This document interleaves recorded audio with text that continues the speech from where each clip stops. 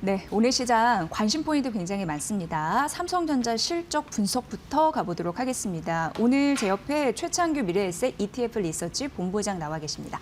어서 오세요. 네, 안녕하세요. 네. 예. 삼성전자 4분기 실적 발표되고 나서 삼성전자가 약간 차익실현 매물이 나오나 싶었는데 어쨌든 다시금 SK하이닉스 더 끌어올리면서 그렇죠. 시장 전반적으로 들어올리고 있습니다. 네. 관전 포인트 어떻게 보셨습니까? 결국 저도 아침에 출근하자마자 네. 가장 먼저 봤던 게 삼성전자의 잠정 실적이었던 것 같아요. 결국은 우리 시장에 미치는 영향도 크고 그리고 또 코스피 200에서 삼성전자와 하이닉스가 차지하는 비중이 너무나 어마무시하기 때문에 결국은 한국은 이런 말씀도 많이 하시더라고요. 삼성전자와 하이닉스에 의해서 방향성이 결정된다. 네. 그리고 또 마이크론의 사업 모델이 비슷하기 때문에 마이크론의 나라다 이렇게 얘기할 정도로 삼성전자와 하이닉스가 시장에 미치는 영향이 컸습니다. 네. 일단 숫자부터 말씀드리면 매출 같은 경우에는 92조 5천억 정도 전망을 했었는데요. 실제로 93조가 나왔기 때문에 매출단에서는 컨센서스 수준 전망치와 거의 일치했다라고 보여지는데 가장 중요했던 변화는 영업이익입니다. 19조, 20조는 안 될 거야라는 것이 시장의 컨센서스였는데 20조의 잠정 실적을 기록하면서 물론 숫자적으로는 3천억 정도밖에 차이가 안 나지만 결국은 20조라는 마의 벽, 라운드 넘버를 넘어섰기 때문에 시장에 미치는 영향은 굉장히 컸다 이렇게 보여집니다. 결국은 여기서 우리가 뜯어봐야 될 건 뭐냐면 이 20조의 영업이익이 반도체, 레거시 메모리 가격이 올랐기 때문에 20조를 달성했느냐 예. 아니면 HBM에서 어느 정도 실적에 기여를 했느냐 요걸 좀 뜯어봐야 되거든요. 확정 실적이 나와야겠네요. 그렇죠. 1월 29일 날 확정 실적이 나오는데 결국은 이 방송을 보시는 시청자분들께서도 20조라는 숫자에 놀라지 마시고 과거에 많이 생산했던 레거시 메모리 가격, DDR4, DDR5 가격이 올라서 영업이익이 많이 올라갔냐 아니면 HBM 같은 AI 관련된 반도체 메모리 가격이 영업이익에 큰 기여를 했느냐. 그리고 또 한 가지 중요한 게 좀 미운오리 새끼였던 파운드리가 네네네. 얼마나 좀 선전을 하고 있느냐. 결국은 퀄컴이라든지 테슬라라든지 이런 파운드리 수주를 좀 일으켰기 때문에 이런 것들이 얼마나 영업이익에 기여를 했는지 그래서 저는 이런 생각도 했었어요. 좀 뜯어볼 게 좀 많았기 때문에 네. 오히려 이렇게 긍정적인 매출 이익이 나오고 나서 세론이 좀 나오지 않을까 이런 생각도 했었는데 역시 시장의 예상치는 긍정적으로 AI의 미래 바라보고 있다. 이렇게 좀 정리를 드릴 수가 있을 것 같습니다. 네, 그래요. 오늘 다 의미가 있는 말씀을 해주시는 게 오늘 시장은 올라도 코스피는 하락하는 종목 수는 더 많아요. 그렇죠. 그러면 결국 또 항상 쏠려 있는 그 종목에 매수세가 좀 몰리고 있구나. 네. 오늘 좀 개인이 또 사주고 있지만 그런 생각이 들고 삼성전자는 14만 원 선, SK하이닉스는 78만 원 선 위에서 네. 움직이고 있다는 점입니다. 근데 이게 그럴 것이 올해의 영업이익 전망치에 상당히 계속 높아지더라고요. 삼성전자나 SK하이닉스는 네. 그러면서 목표 주가도 오르는 흐름이 나타나는데 본부장님은 어떻게 보세요? 예. 결국은 저는 슈퍼사이클이라는 단어를 참 좋아하는데요. 지금 슈퍼사이클이라는 단어를 대입할 수 있는 영역이 뭐니 해도 메모리 반도체에서는 슈퍼사이클이라는 용어를 대입할 수가 있고요. 그리고 AI 관련된 시설, 데이터 센터라든지 아니면 전력 관련된 수요가 급증하다 보니까 전력기기도 슈퍼사이클이라는 단어를 대입을 하고 있는데요. 이번 삼성전자의 영업이익 그리고 삼전 SK하이닉스의 목표 주가 영업이익이 상당히 높아지고 있는 것이 단기적인 이벤트냐 아니면 구조적인 변화냐 이걸 좀 뜯어볼 필요가 있다라고 저는 보고 있습니다.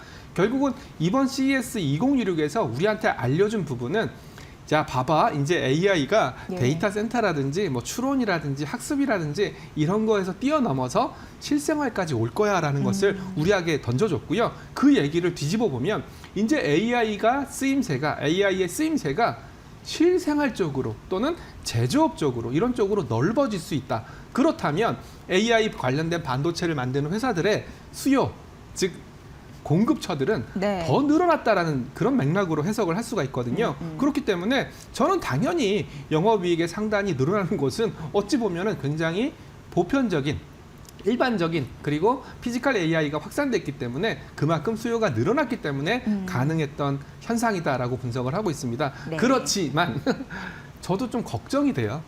너무 급하게 올라서. 그렇죠. 네. 그리고 속도도 걱정이 되고요. 네. 그리고 저처럼 이제 소위 말하는 전문가 집단에 있는 친구들과 얘기를 나누다 보면 야 올해는 아래로 보는 사람이 아무도 없어. 아, 예. 밑으로 보는 사람이 아무도 네, 없어. 네, 네. 그런 얘기를 하면서 누가 맞다 안 맞다를 떠나서 밑으로 보는 사람이 없다라는 것은 시장이 쏠려 있고, 시장이 쏠려 있다면 그 쏠림이 약간의 삐끗함, 삐끗이 나타난다면 변동성이 굉장히 커질 수 있거든요. 네. 그래서 저는 그런 부분들을 좀 조심하고 있습니다. 네. 네. 항상 안전한 걸 생각하는 거는 이 본능이기 때문에 네. 그런 부분 어쩔 수 없는데 어쨌든 다 위로 본다고 하니까 네. 그런 부분 또 인상적이긴 하네요. 네, 그렇습니다. 그리고 또 결국은 네. 지금은 우리가 뭘 봐야 되냐면 종목을 봐야 될까, 시장을 봐야 될까 이런 지수를 고민들도 볼까, 굉장히 개별 많이 기업을 하시는데요. 볼까, 예. 저는 이렇게 말씀드립니다. 삼성전자, 하이닉스 지금 주가에 과감하게 매수 버튼을 누르시는 용기가 있으신 분들은 그렇게 많이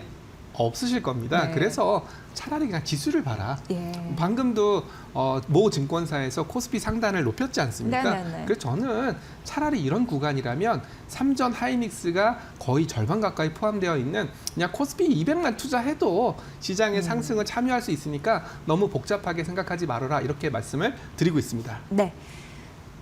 메모리 반도체에 이어서 최근 핫한 게 로봇입니다. 네, 네. 또 자율주행입니다. 네, 맞습니다. CS2016 피지컬 AI 정말 이 시대가 온 듯한 걸 막 느낄 수 있는 그런 초입 구간이 아닐까 싶은데 어떻게 네. 보세요? 뭐 현대차는 오늘도 52주 신고가를 기록했습니다. 약간 차익실현 매물 나와도요. 네. 이번 CS2016에서 가장 수혜를 받은 기업이 현대차 그룹이 아닐까 이런 생각을 하고 있고요. 네. 뭐 공교롭게도 저희 미래에셋 자산운용에서 2026년 키워드를 제시를 하면서 2026년이 말의 해지 않습니까? 예. 네, 말을 영어로 하면 호스니까 H를 뭘로 할까 막 고민들을 많이 했어요. 네네네. 근데 제가 올해는 피지컬 AI가 현실화되는 구간이니까 무조건 휴머노이드 로봇이다. 이렇게 말씀을 드렸고요. 예. 제가 농담으로 드리는 말씀이 아니라 보도자료나 언론기사 찾아보시면 그렇게 나와 있습니다. 그렇지만 휴머노이드 로봇은 좀 분해해서 좀 생각을 해보실 필요가 있는데요. 머리에 해당되는 두뇌, 그리고 휴머노이드 로봇을 학습시키는 학습, 그리고 바디, 몸체를, 완성체를 만드는 바디, 그리고 이 휴머노이드 로봇이 현장에서 투입돼서 우리의 제조업의 부가가치를 늘릴 수 있는 현장, 이렇게 좀 분류를 할 필요가 있어요. 그래서 두뇌 같은 경우에는 당연히 AI 반도체라든지, 그리고 추론, 빠른 추론을 해야 되니까 엣지 컴퓨팅, 온 디바이스 컴퓨팅이 가장 중요하고요. 학습은 엔비디아도 굉장히 강조를 많이 하고 있지 않습니까? 네. 실제로 휴머노이드 로봇이 차를 몰면은 자율주행이지 않습니까? 그렇죠. 네. 네, 그런 걸 얘기하면서 엔비디아가 자율주행 얘기를 하면서 학습, 많은 데이터들을 학습해서 얼마나 휴머노이드 로봇이 똑똑해질지, 그리고 바디, 요즘 가장 그래도 뜨고 있는 쪽이 바디, 몸체인데요. 뭐 부품이라든지 완성체라든지 이런 쪽이 좀 많이 뜨고 있어서 바디도 뜯어보셔야 되고, 그리고 현대오토모티브가 주가가 강하게 올라가고 있는 이유도 저는 현장이라고 생각하거든요. 현장? 네, 휴머노이드 로봇이 굉장히 공장에 1000대, 2000대, 3000대, 4000대, 10,000대, 20,000대 깔리게 되면 네. 통제하는 게 굉장히 중요한 기술이거든요. 그래서 현장도 중요하다. 과거에는 저희는 두뇌와 바디만 얘기했었거든요. 네. 두뇌와 바디. 칩은 누가 만들지? 학습까지도 얘기 안 했었어요. 근데 이제는 학습도 얘기하고 있고 현장에서 어떻게 쓸지 이런 것까지 얘기하고 있으니까 굉장히 많이 달라졌다. 과거에 요만큼이 휴머노이드 로봇 시장이었다면 이제는 이만큼까지 확장됐기 때문에 그래서 우리가 굉장히 뜨겁게 주목을 하고 있다. 이렇게 좀 분석을 하고 있습니다. 네. 그걸 이제 한마디로 활용이라고 얘기를 할 수 있을 것 그렇죠. 같습니다. 이제는 네. 각 집에 로봇 청소기 없는 집 없지 예. 않습니까? 로봇 청소기가 이제 뛰어다니고 예. 빨래도 개주고 그리고 뭐 요리까지 해준다면 이제 부부싸움 일어날 일은 없겠다라는 생각까지 해보고 있습니다. 네, 모쪼록 인간의 그 불편한 부분을 잘 해결해 줄 수 있고 산업 여러 가지 현장에서 협동해주는 그렇죠. 그런 협력자, 네. 파트너 이런 네. 부분으로 그 생산성을 높일 수 있을지 기대는 됩니다. 자, 코스피가 사상 최고치, 코스닥도 어쨌든 잘 올라가고 올해 같은 경우에는 코스닥이 또 잘 갈 거라고 슈퍼리치들은 또 생각한다는 그런 네. 기사도 봤는데 네, 저는 슈퍼리치가 아니어서 거기까지는 생각을 못 하고 있었습니다. 네, 지속 성장, 지속적으로 오르기 위해서 전제 조건은 뭘까요? 앞서서 SK 하이닉스, 삼성전자가 방향성을 결정한다라고 했습니다만, 네. 예. 결국은 삼성전자나 하이닉스도 마찬가지고요. 네. 더 보여줘야 돼요. 그쵸. 어떤 걸 보여줘야 되냐면 숫자를 보여줘야 됩니다. 결국은 지금 상황에서는 지수 레벨이 굉장히 많이 올라와 있는 거고 그러다 보니까 우리는 항상 밸류에이션이 목에 찼다 이런 표현들을 드리고 있는데요. 이 목에 찬 밸류에이션을 해소하기 위해서는 첫 번째 이익이 상향돼야 됩니다. 이건 당연한 얘기고요. 이익 상향이 지수 전체 특정 기업에 쏠리는 게 아니라 지수 전체에 늘어나야 된다라고 생각을 하고 있고요. 특히나 코스닥 같은 경우에는 일종의 모험 자본 성격이기 때문에 금리 변동성에 굉장히 민감할 수밖에 없거든요. 그리고 정책 변동성에 민감할 수밖에 없기 때문에 코스닥은 금리 결정, 특히 뭐 한국은행의 금리 결정, 그리고 미국 금리 결정 이런 것들을 좀 유심히 볼 필요가 있고요. 그리고 또 새로운 또 코스닥 활성화 정책이 어떻게까지 나오는지를 코스닥 시장에서는 뜯어봐야 됩니다. 전반적으로 경기 불확실성은 좀 높은 편이에요. 특히나 트럼프의 IEEPA 법안 관련해서 판결이 나오기 직전이고요. 그리고 또 미국 FOMC 연준 의장이 또 누구로 바뀔지 이런 것들도 굉장히 중요한 상황이고 뭐니 해도 지정학적 리스크가 또 불거지고 있거든요. 이런 것들이 어떻게 본다면 시장의 정책적인 불확실성 요인으로 작용할 가능성이 높으니까 이런 것들도 좀 계산에 넣으셔야 될 것 같습니다. 네. 뭐 삼성전자, SK하이닉스, 현대차도 놀랐지만 저는 ETF도 굉장히 놀랐더라고요. 네. 이게 정말 뭐랄까 국내 ETF 시장의 순자산 총액이 이제 300조를 넘었고 그렇습니다. 종목 수도 1000개를 넘은 거 맞죠? 1060개 정도 됩니다. 네, 굉장히 많이 변했네요. 네. 아마 이 방송 보시는 시청자분들도 제가 뭐 하는 사람이냐라고 많이 물어보실 텐데 저는 타이거 ETF에서 ETF 리서치 본부장을 맡고 있습니다. 그 말인즉슨 과거에는 이런 직책 아니면 이런 사람 자체가 없었던 영역이었거든요. 근데도 제가 이렇게 나와서 여러분들한테 여러 가지 투자 포인트라든지 시사점을 알려주는 것처럼 ETF 시장도 세상 모든 것들을 다 투자할 수 있는 비클 하나의 수단으로 자리 잡았다. 저는 이렇게 좀 생각을 하고 있어요. 그래서 ETF가 하나가 아니라 마치 휴머노이드 로봇으로 따지면 그냥 뭐 두뇌에 해당되는 그런 아니면 액추에이터에 해당되는 그런 역할들을 하고 있다라고 보여집니다. 근데 아마 ETF가 너무나 많아지고 그리고 사이즈가 커지다 보니까 오히려 골치 아파하시는 분들이 많아요. 그래서 ETF는 첫 번째 고르기, 두 번째 비교하기, 세 번째 투자하기 이 3단계를 거쳐서 투자가 이루어지는데요. 결국은 1000몇 개가 되는 ETF가 상장되다 보니까 고르는 것도 굉장히 힘드실 거고